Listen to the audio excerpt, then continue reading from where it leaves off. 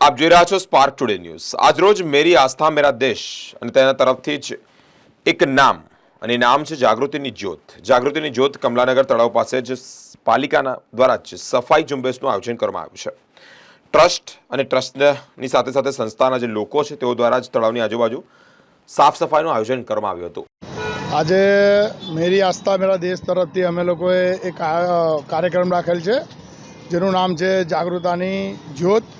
એની અંદર અમારા trustee, volunteer, member આ બધા અને કોર્પોરેશન દ્વારા અમે લોકોએ તળાવની આજુબાજુમાં સાફ સફાઈનું કામ કરેલ છે અને અમારી પાસે સમય ઓછો હોવાથી અમુક જગ્યાએ અમારાથી રહી પણ ગયું હશે, બરાબર છે, પણ આવનારા દિવસોમાં અમે આના પર સતત કામ કરવાના છે।